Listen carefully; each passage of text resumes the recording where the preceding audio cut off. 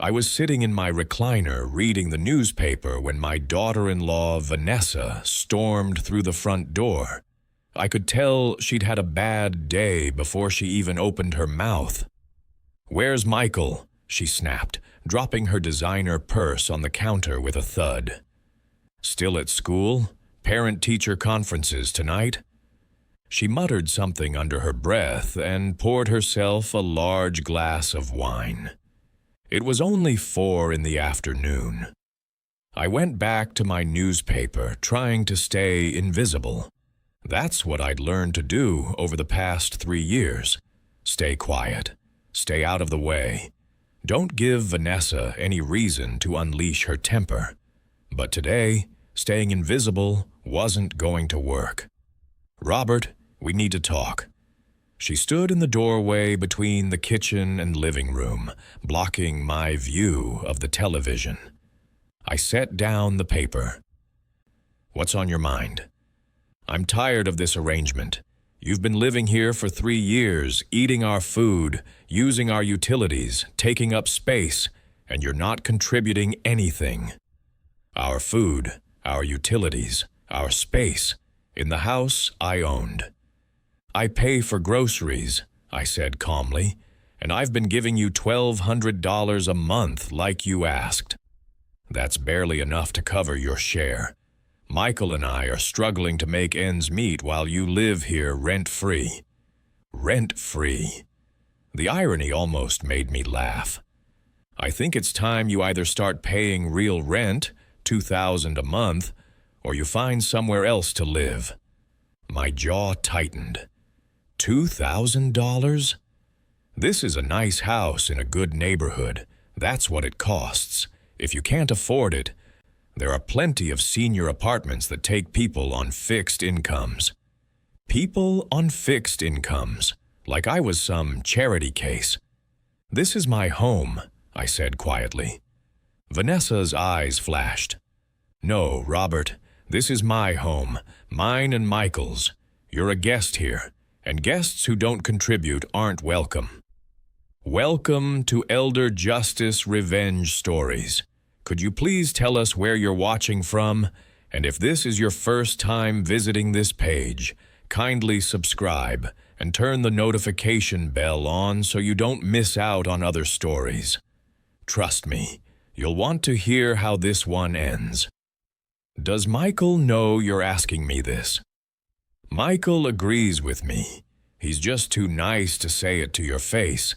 But we both want our privacy back. We want our house back. Their house. She actually believed it was her house. I looked at this woman my son had married. Designer clothes, expensive jewelry, perfect hair and nails. All of it funded by money she controlled completely, while my son lived on an allowance like a child. "I'll think about it," I said. "You have 1 week to decide. Pay up or move out." She grabbed her wine and went upstairs, leaving me sitting in the living room of the house my late wife. Martha and I had bought 32 years ago. The house we'd raised Michael in. The house I'd paid off completely 10 years before Martha died. The house Vanessa thought belonged to her. I picked up my phone and scrolled to my brother Daniel's number. He was a real estate attorney, and I was about to need his expertise. Because my daughter-in-law had just made the biggest mistake of her life. She had no idea who actually owned the roof over her head. And I was going to enjoy watching her find out. 3 years ago, my world fell apart. Martha, my wife of 40 years, died suddenly from an aneurysm. She was only 65, healthy, active, full of life one day, gone the next. I was lost without her. The house felt too big, too empty, too quiet. Every room held memories that made my chest ache.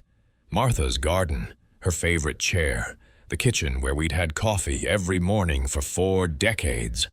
Michael called me every day those first few months, checking on me, making sure I was eating, sleeping, functioning. Then one day he showed up with Vanessa and a proposal. "Dad, you shouldn't be alone in this big house. It's too much for you to maintain. Why don't you move in with us? We have plenty of space." I'd hesitated. I valued my independence, but the loneliness was crushing me. "We'd love to have you," Vanessa had said with a smile that seemed genuine at the time. "Your family. We should be together." So I agreed. I packed up some belongings and moved into the guest bedroom of the house I'd signed over to Michael and Vanessa 2 years earlier. Except I hadn't actually signed it over. I'd let them move in, let them decorate, make changes, treat it like their own. But the deed was still in my name. Martha had left everything to me, and I'd never transferred ownership. I'd planned to eventually. Write a will leaving the house to Michael, but I'd never gotten around to it. At first, living together was fine. Vanessa was polite. Michael was happy to have me close. We had family dinners, watched movies together, felt like a real family again. Then things started changing. Small comments from Vanessa about my habits. "Do you have to watch TV so loud? Your doctor appointments are inconvenient for my schedule. Maybe you should eat dinner earlier. We like our privacy in the evenings." I started spending more time in my room, staying out of the way, becoming invisible in my own house. Michael changed too, became quieter, more withdrawn, stopped making decisions without checking with Vanessa first. I watched my confident, independent son become a shadow of himself, and I'd done nothing about it. Until now. 2 nights after Vanessa's ultimatum, I couldn't sleep. I got up around midnight to get some water and heard voices coming from Michael and Vanessa's bedroom. They were arguing. I shouldn't have listened. But when I heard my name, I stopped in the hallway. "I don't understand why you're being so harsh with him," Michael said. "He's my father. He just lost Mom 3 years ago. Your father has been freeloading long enough. This is our house, Michael. We deserve privacy." "I know, but $2,000 a month? That's excessive." "It's what the market demands. If he doesn't like it, he can leave. Honestly, I thought you'd be happy to have our space back." There was a long pause. Then Michael's voice, quieter. "I just thought you'd be more understanding. When we asked him to move in, you said. That was before I knew he'd be here forever. I thought it would be temporary. 6 months, maybe a year. Not 3 years. Where else is he supposed to go? That's not our problem. He's a grown man with retirement savings. He can figure it out." Another pause. Then, "Vanessa, you know this house, technically." "Don't start with that again." She cut him off sharply. "We've been over this. This is our house. Your name is on everything. The bills, the taxes, the insurance. Your father just lives here." My blood ran cold. Michael's name wasn't on anything. The deed, the property taxes, the homeowner's insurance, all still in my name. I'd never changed any of it. What was Michael talking about? The next morning, I waited until Vanessa left for work. Then I found Michael at the kitchen table, grading papers. "Son, we need to talk. Why does Vanessa think she owns this house?" Michael's face went pale. He set down his pen and wouldn't meet my eyes.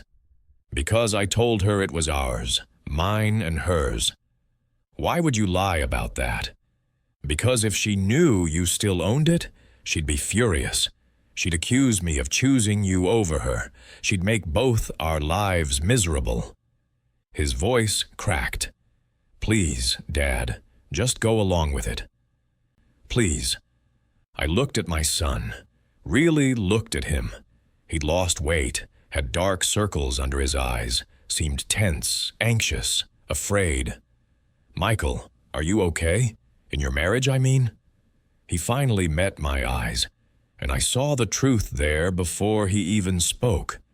"No," he whispered, "but I don't know how to leave."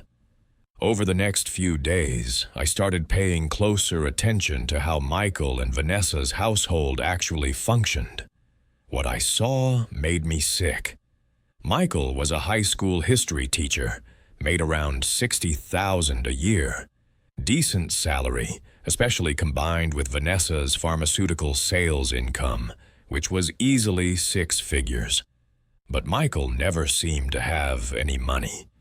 I watched him check his wallet one morning before work. $3. He looked embarrassed when he saw me watching. "Forgot to stop at the ATM," he said. "You need cash? I can lend you some." "No, Dad, I'm fine." But he wasn't fine. He packed the same sad sandwich for lunch every day, never bought coffee on the way to work like he used to, wore the same 3 shirts in rotation because he hadn't bought new clothes in over a year. Meanwhile, Vanessa came home with shopping bags regularly. New shoes, new purses, new clothes. She drove a brand new SUV, while Michael's 12-year-old sedan leaked oil in the driveway. "Son, why don't you have your own bank account?" I asked one afternoon when Vanessa was out. "I do. It's joint with Vanessa." "I mean your own, just in your name." Michael looked uncomfortable. "Vanessa handles all our finances. She's better with money than I am. She manages everything and gives me what I need." "Gives you what you need?" "You mean an allowance?" "It's not an allowance, Dad. It's just easier this way. One person managing everything." I recognized the words. He was repeating what Vanessa had told him. Believed it because she'd said it enough times. "Do you know how much is in your account? Your savings?" "Vanessa tracks all that. I don't need to worry about it." "But do you have access? Could you check the balance right now if you wanted to?" Michael hesitated. "I could ask Vanessa for the login information." "You don't have it? To your own bank account?" He stood up, agitated. "Why are you asking me this? Everything's fine. Vanessa takes care of us." But as he walked away, I saw his hands shaking. My son was a grown man with a good job and no access to his own money. His wife controlled everything, gave him just enough to survive and nothing more. This was financial abuse, textbook financial abuse, and I was going to document every bit of it. Vanessa's deadline came and went. I told her I'd stay and pay the increased rent. She seemed satisfied, like she'd won some kind of victory. $2,000 a month, Robert. First of the month, every month. Cash or check made out to me personally. Made out to you, not to the household account? I manage the finances. It's easier if it goes directly to me. So I wrote her a check for $2,000, dated it, signed it, handed it over. And then I did something Vanessa didn't expect from a helpless old man. I tracked where the money went. I still had access to my bank account. Vanessa hadn't managed to get control of that yet. I could see when my checks cleared and which account they were deposited into. The first rent check went into an account under Vanessa's name only. Not a joint account, not a household account, her personal checking account. I started keeping records, screenshots of the deposits, copies of the canceled checks, a spreadsheet tracking every payment. Then I did something else. I logged into the online portal for the utilities. Electric, gas, water, trash, all still in my name because I'd never changed them after Martha died. The bills hadn't been paid in 3 months. I was giving Vanessa $2,000 a month for rent, supposedly to cover my share of household expenses. But she wasn't paying the bills. She was pocketing the money. If you've ever paid rent in your own home to keep the peace, comment "my house" and tell us your story. Sometimes staying quiet is the only way to see how deep the betrayal goes. I paid the utility bills myself, quietly, using my own savings. I couldn't let the power get shut off, couldn't let Michael suffer because of Vanessa's greed. Over 3 months, I gave Vanessa $6,000 in rent. She paid $0 toward household bills. I started documenting everything else too. Grocery receipts showing I bought most of the food. Records showing I paid for internet, the lawn service, repairs to the roof. Vanessa was collecting rent from me to live in my own house while I paid for everything that actually kept the house running. And she thought I was too old and stupid to notice. I opened a folder on my computer labeled Evidence, started filling it with bank statements, receipts, utility bills, and a detailed timeline. My daughter-in-law was financially abusing both me and my son. And I was going to make sure she paid for every penny of it. The money was one thing. The way Vanessa spoke to me was another. It started subtly, months ago. Little comments that seemed almost concerned. "Robert, you're walking slower lately. Maybe you should use a cane." I wasn't walking slower. I walked 3 miles every morning. "Did you forget to take your pills again? You're so forgetful." I had a pill organizer and had never missed a dose in my life. But now that she thought she had power over me, the subtlety disappeared. "You're too old to understand how things work now, Robert. The world's changed since your day." I was 68, not 98. And I'd been a successful engineer for 40 years. I understood plenty. Stop giving Michael ideas about money. He doesn't need his own account. I manage our finances just fine. Translation: stop making my son think for himself. One evening, I offered to help Michael grade papers. I'd been a teacher's assistant in college, enjoyed working with students. "Michael doesn't need your help," Vanessa said sharply. "He's perfectly capable on his own." Michael looked at the floor and said nothing. Another time, I suggested Michael and I go to a baseball game together, something we used to do all the time. "He's busy that weekend," Vanessa answered for him. "Actually, I'm not," Michael started. "Yes, you are. We have plans." We didn't have plans. Vanessa just didn't want us spending time together. The worst came 2 weeks after the rent increase. "You know, Robert, maybe you should start looking into nursing homes. You're getting to that age where you might need more care. And it would free up space here for when Michael and I decide to have children." I stared at her. "I'm in perfect health. For now. But things change quickly at your age. Better to plan ahead." Michael was in the room when she said it. He looked at me with such shame and sadness, then got up and left without saying a word. That's when I realized the truth. My son wasn't just financially controlled. He was psychologically broken. Vanessa had spent years tearing down his confidence, his independence, his sense of self, and he couldn't fight back anymore. But I could. I was older, smarter, and far more patient than Vanessa gave me credit for. And I was going to save my son from this nightmare, even if he couldn't save himself. I was in my room reading when I heard Vanessa on the phone in her home office. The walls in this house were thinner than she realized. Or maybe she just assumed I was too old and deaf to hear her. "Yes, I want to schedule a consultation about selling a property." I set down my book and moved closer to the wall. It's a 3-bedroom, 2-bath house in Maplewood Heights, about 2,400 square feet, updated kitchen, hardwood floors throughout, nice neighborhood, good schools. She was describing this house? My house. I'm thinking we could list at $650,000, maybe $675,000 if the market's hot right now. My heart started pounding. Oh, there's one complication.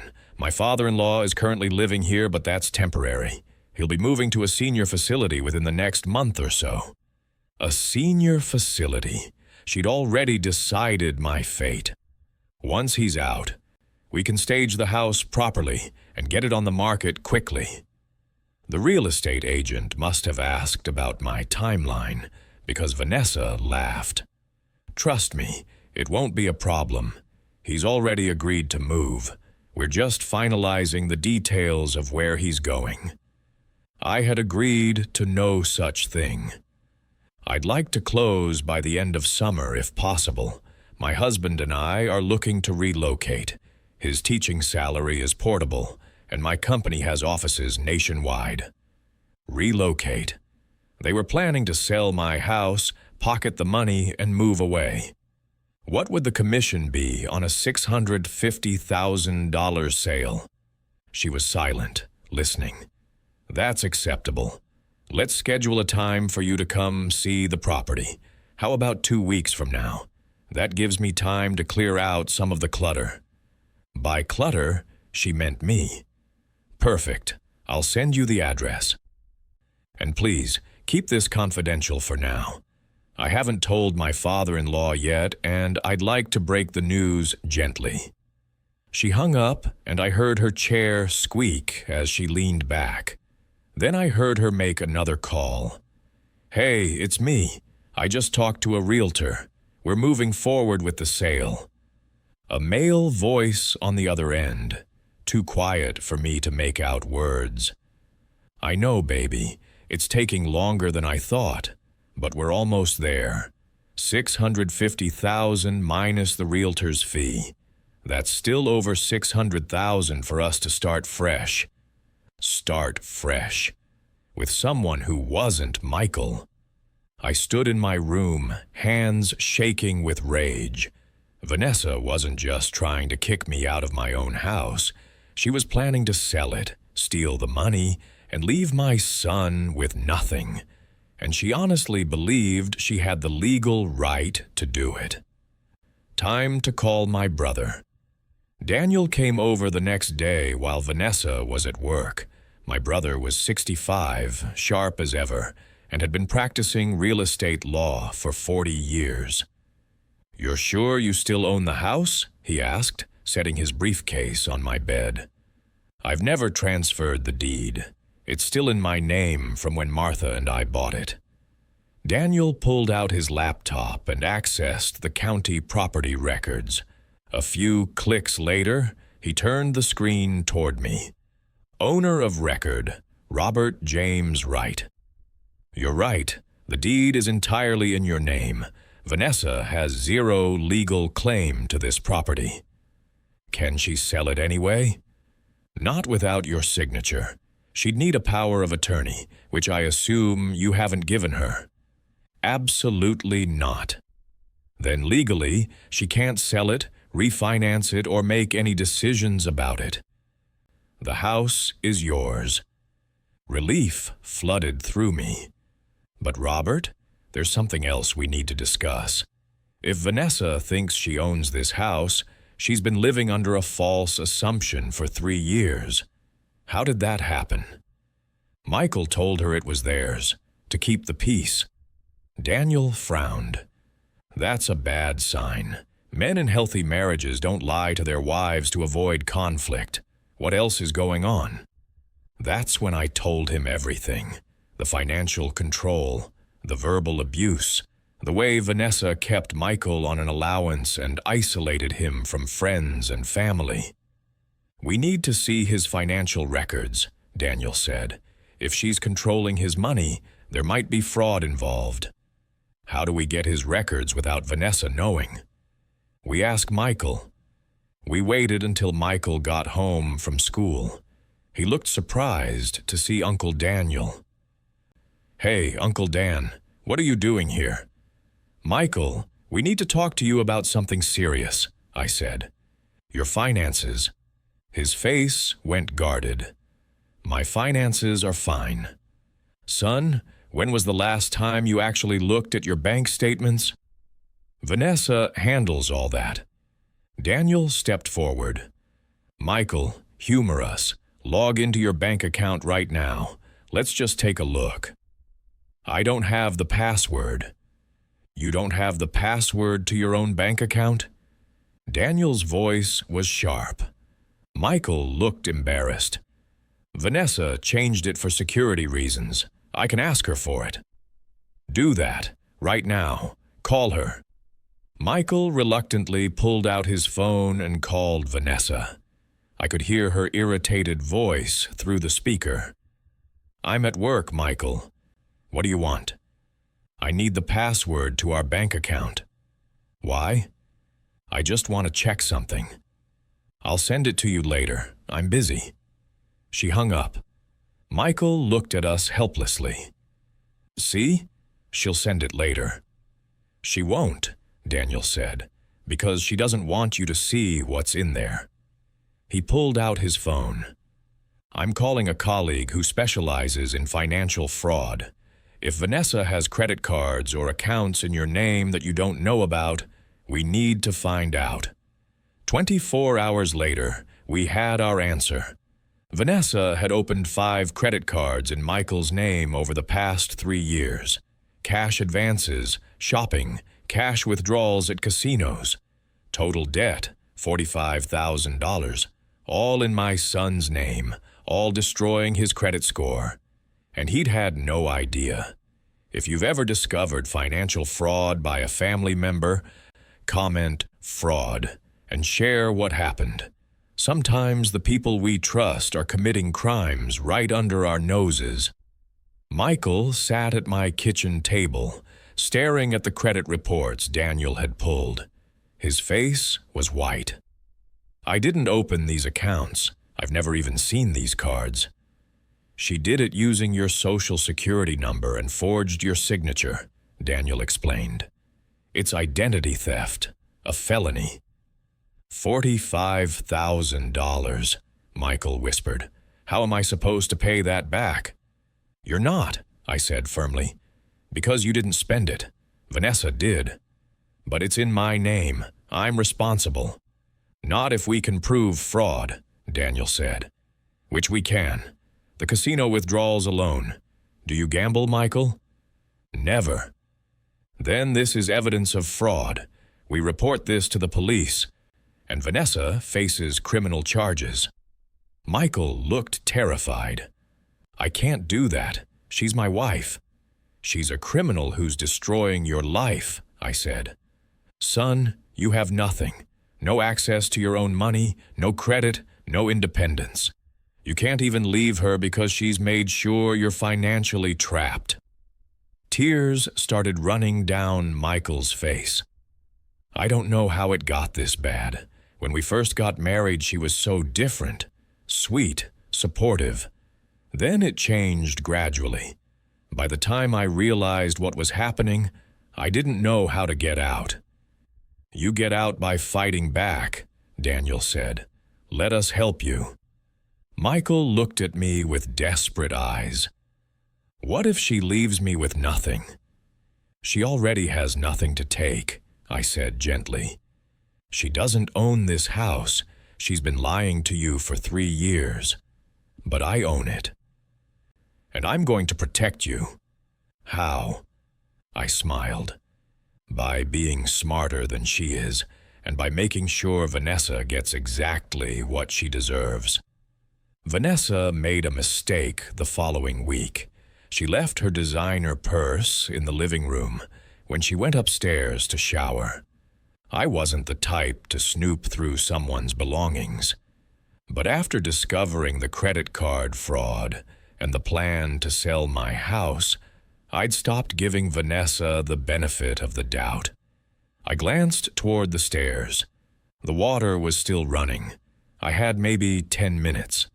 Her purse sat on the couch, expensive leather, probably cost more than Michael made in a week. I opened it carefully.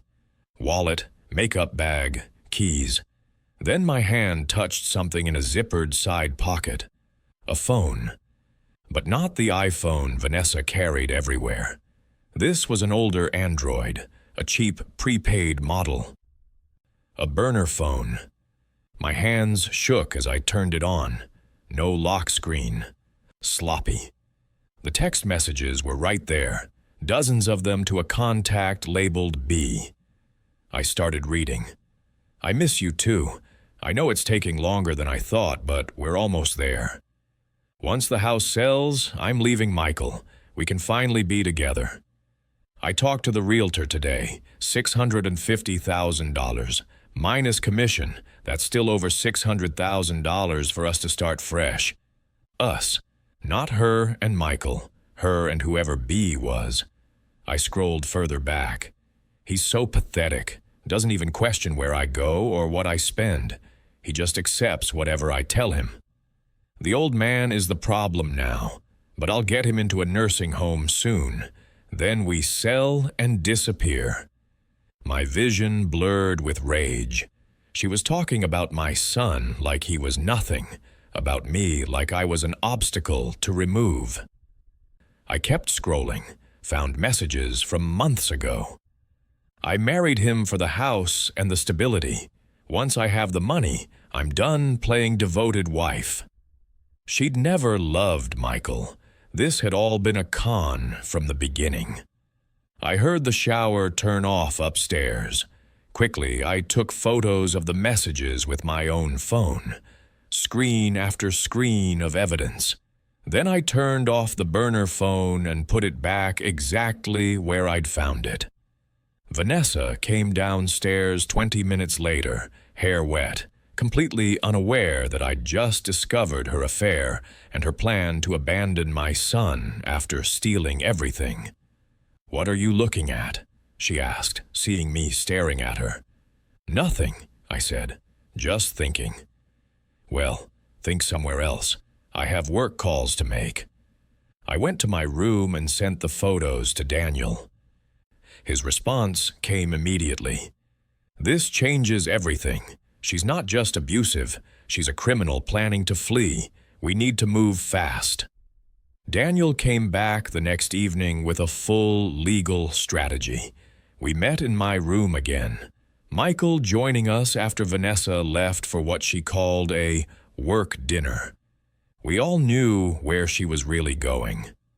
"Here's what we know," Daniel said, laying out a folder of evidence. "Vanessa has committed identity theft, fraud, and financial elder abuse. She's planning to sell a house she doesn't own. She's having an affair and planning to leave with the proceeds from a fraudulent sale." Michael looked sick. He'd read the messages from the burner phone, seen exactly what his wife thought of him. "The question is, what do you want to do about it?" Daniel looked at me. "I want to protect Michael. I want to make sure Vanessa doesn't get a penny of my money or my property, and I want her to face consequences for what she's done. Then here's my recommendation. We sell the house, but not to a stranger." "Sell it?" Michael looked confused. "But Dad, this is your home." "Hear him out," I said. Daniel pulled out paperwork. "We create a family trust, the Wright family trust. I'll be the trustee. Robert sells the house to the trust for fair market value. Let's say $650,000, since that's what Vanessa thinks it's worth. But I don't have $650,000 to buy my own house," I said. "You don't need it.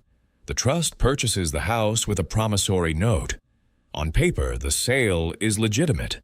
The deed transfers to the trust, but as trustee, I control the property." "I don't understand," Michael said. "Once the trust owns the house, we can do several things. First, we can immediately evict any unauthorized occupants. That means Vanessa. She has no legal right to be there because she was never on the deed. I started to smile. Go on. Second, the trust can then sell the house back to Robert for $1. It's legal. It's done all the time for estate planning. But it means Vanessa can't touch it during a divorce. Divorce? Michael's voice cracked. Son, you can't stay married to her, I said gently. She's destroyed your credit, stolen your identity, and is planning to leave you anyway. The only question is whether you leave on your terms or hers. Michael was quiet for a long time. Then, I want to leave on mine. Daniel nodded. Then here's the timeline. We close on the trust sale in 2 weeks. The day after closing, we serve Vanessa with eviction papers. She has 24 hours to vacate. While she's scrambling, Michael files for divorce and gets a restraining order. What about the criminal charges? I asked. We report everything to the police the same day. Identity theft, fraud, elder financial abuse. The DA will decide whether to prosecute, but with this much evidence, I'd be shocked if they didn't. Michael looked terrified but determined. What do I do until then? You act normal, Daniel said. You go to work, come home, pretend everything's fine. Don't let Vanessa suspect anything. Can you do that? I've been pretending everything's fine for 3 years. I can do it for 2 more weeks. I put my hand on my son's shoulder. You're not alone anymore. We're going to get you out of this. And Vanessa, Michael asked. What happens to her? Daniel's smile was cold. She gets exactly what she deserves. Nothing. That night, after Daniel left, I sat with Michael in my room and showed him everything. Not just the burner phone messages, but all of it. The credit card statements showing $45,000 in debt he'd never authorized. The casino withdrawals. The luxury purchases Vanessa had made while keeping him on a $30 weekly allowance. The messages to B, where she called Michael pathetic, where she said she'd married him for the house and was just waiting to cash out. The real estate consultation where she planned to sell my house and disappear with the money. Michael read it all in silence. Then he started crying. Not quiet tears. Deep, broken sobs that shook his whole body. The kind of crying that comes from years of suppressed pain finally breaking free. I gave her everything, he said when he could finally speak. I worked 2 jobs the first year we were married so she could go back to school. I believed her when she said she loved me, when she said we were a team. I know, son. I made excuses for her. When she criticized me in front of friends, I told myself she was just stressed. When she started controlling the money, I thought she was just better at managing it. When she isolated me from my friends, I convinced myself I was too busy for them anyway. I put my arm around him. That's what abusers do. They make you doubt yourself until you can't see the truth anymore. How did I let this happen? I'm not stupid. I teach teenagers about history, about patterns of oppression and control. How did I not see it in my own marriage? Because you loved her. Because you wanted to believe the best. That doesn't make you stupid. It makes you human. Michael wiped his eyes. She never loved me, did she? This whole marriage was just a con. I don't think she's capable of loving anyone but herself. He sat in silence for a long time. Then something changed in his expression. The sadness hardened into something else. Determination. I want out. I want a divorce. I want her out of my life. Are you sure? Once we start this, there's no going back. I'm sure. For 3 years, I've let her control me because I was afraid of being alone. But I'm more alone in this marriage than I'd ever be on my own. If you've ever helped someone escape a controlling relationship, comment "helped" and tell us how. Sometimes the bravest thing we can do is support someone as they find their strength again. "What do I do?" Michael asked. "You trust me and Uncle Daniel. We're going to get you free from her, but you have to play along for 2 more weeks. Act normal. Don't let her know we're planning anything." "I can do that." "It won't be easy." Michael's jaw set. "I've been acting like everything's fine while she destroyed my life.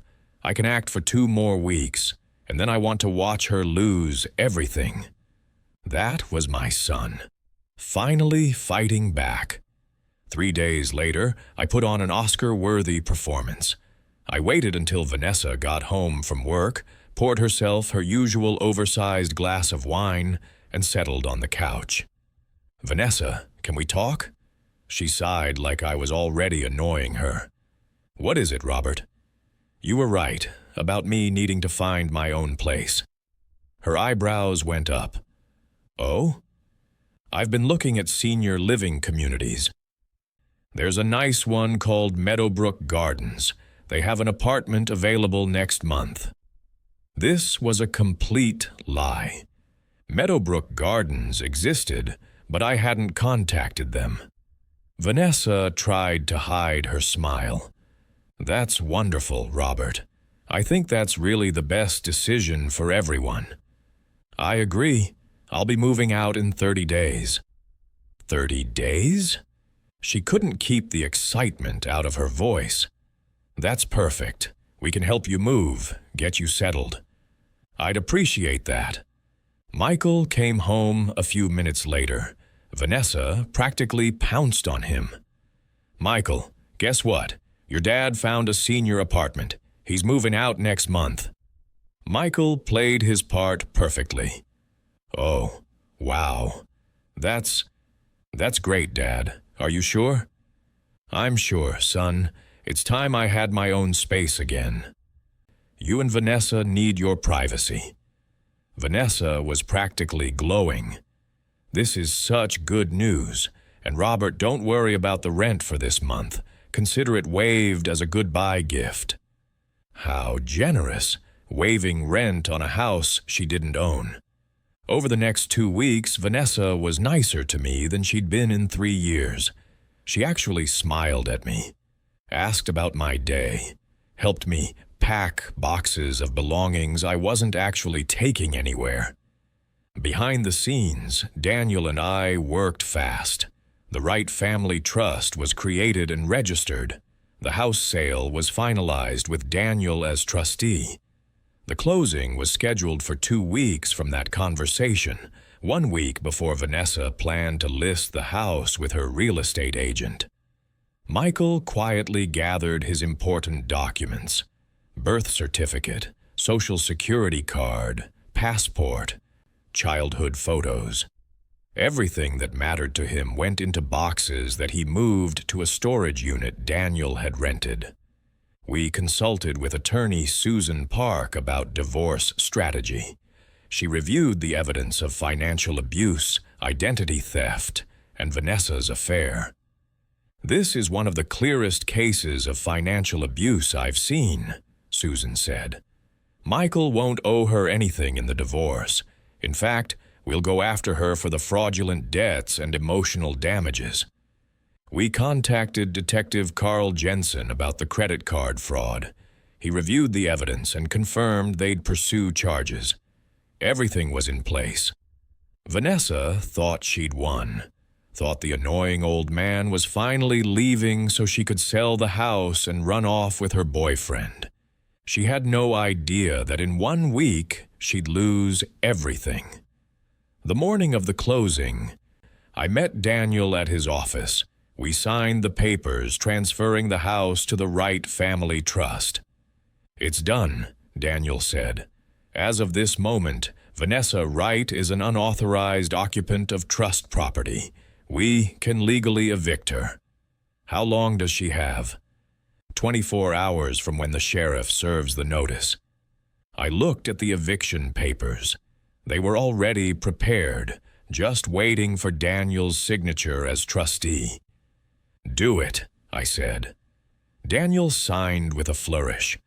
"Sheriff Holland is standing by. He'll serve Vanessa today at 5 p.m. when she gets home from work." "And Michael?" "He's meeting with Susan Park at 4 to file divorce papers.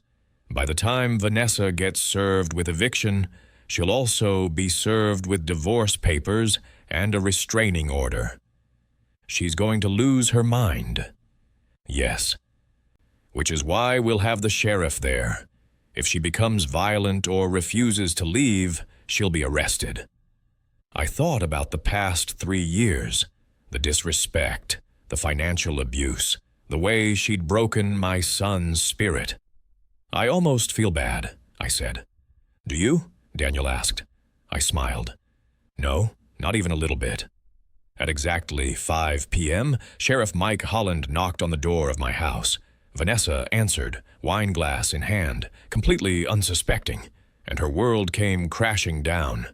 I wasn't there when Sheriff Holland knocked on the door. Daniel thought it was better if I stayed away, let the law handle it. But Michael had hidden a video doorbell camera the week before, and I watched everything from Daniel's office on my phone. Vanessa answered the door with her usual wineglass, still in her work clothes. Professional blazer, perfect makeup, complete confidence. "Can I help you?" she asked the sheriff. "Are you Vanessa Wright?" "Yes." "I have legal documents for you." He handed her 2 envelopes. She set down her wineglass and opened the first one. Her face went from confused to pale as she read. "This is an eviction notice. This says I have to leave this house in 24 hours. "That's correct, ma'am. But this is my house. You can't evict me from my own house." Sheriff Holland remained calm. "According to county property records, this house is owned by the Wright Family Trust. You are listed as an unauthorized occupant. The trust has the legal right to evict you." "That's insane. My husband and I own this house." "Ma'am, I'm just serving the papers. If you have a dispute about ownership, you'll need to take that up in court. But as of right now, you have 24 hours to vacate the premises." Vanessa's hands were shaking as she opened the second envelope. Her face went from pale to bright red. "Divorce papers? Divorce papers?" "Those were filed this afternoon by your husband, Michael Wright, along with a temporary restraining order. You're not to contact him directly. All communication goes through your attorneys." "Where is Michael? Michael!" She screamed into the house. "Your husband is not here, ma'am, and I need to ask you to remain calm." "Remain calm? I'm being evicted from my own house and served with divorce papers out of nowhere." "Is there someone you can call? Family? A friend? You'll need to arrange somewhere to stay." Vanessa just stood there, papers in her hands, her carefully constructed world falling apart. Then she looked directly at the camera. "Robert," she said, her voice deadly quiet. "This is Robert's doing, that manipulative old man. Where is he?" "Ma'am, I don't know what you're talking about." "Robert," she screamed, "I know you can hear me. You can't do this. This is my house." But it never was. And now she knew it. I came home 2 hours later. Michael was with me, along with Daniel and 2 of his paralegal friends. We wanted witnesses in case Vanessa tried anything. She was waiting in the living room, her wineglass now full of something stronger. Her mascara was smeared from crying. The perfect mask had completely cracked. "You did this," she said when she saw me. "Not a question, an accusation." "I sold my house," I said calmly, "a house I've owned for 32 years. A house you've been living in rent-free while charging me rent to live in my own home. This was supposed to be our house," Michael said.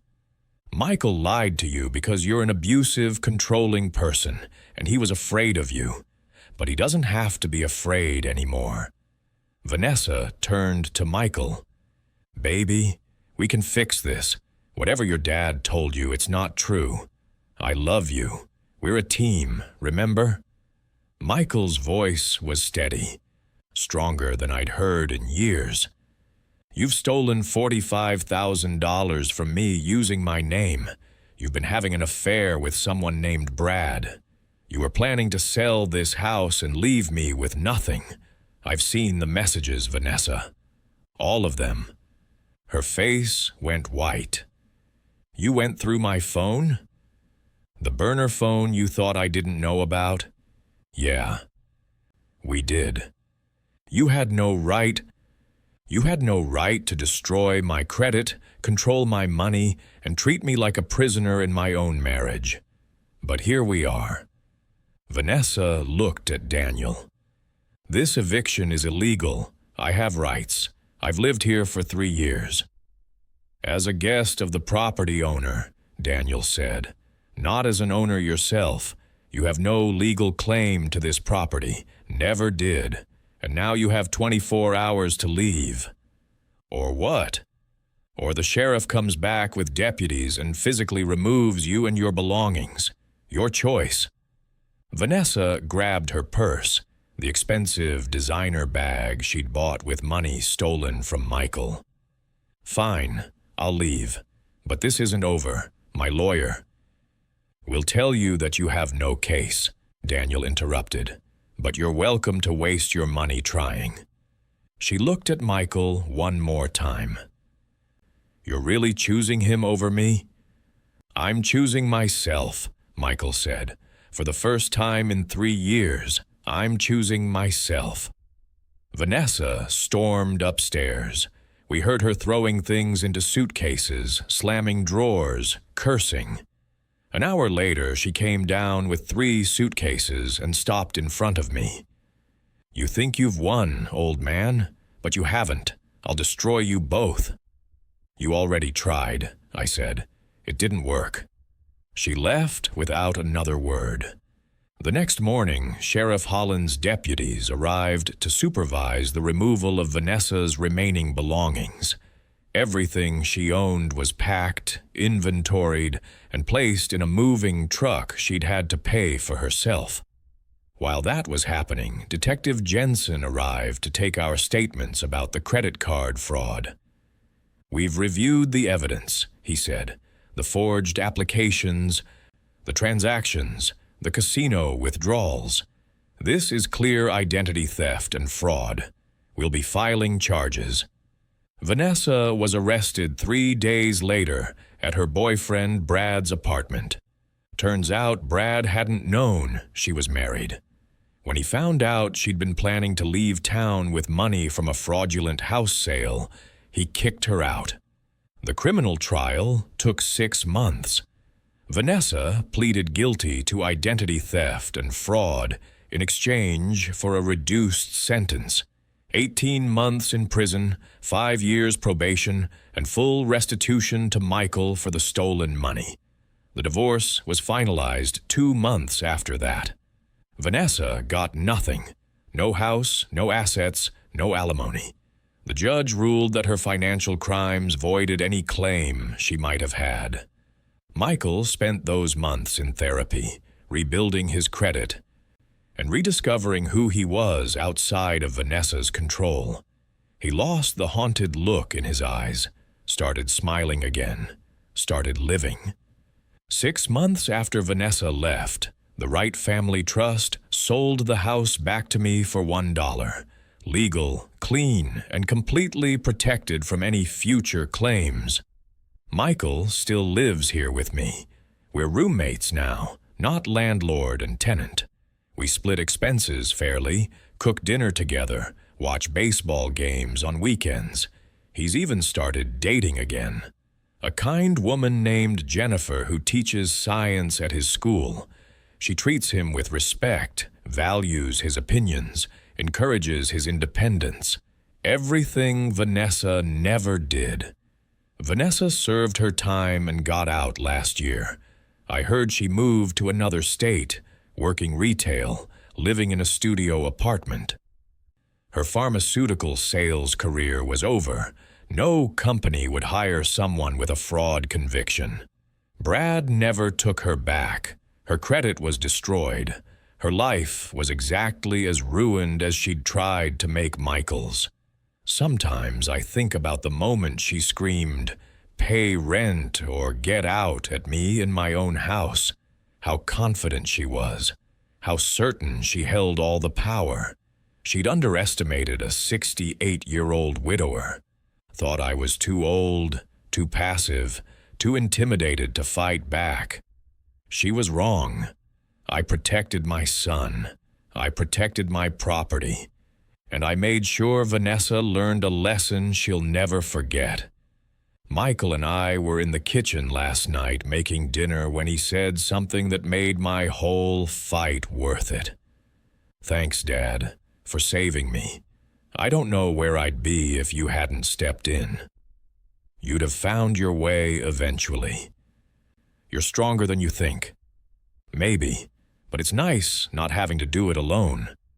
That's what family is supposed to be.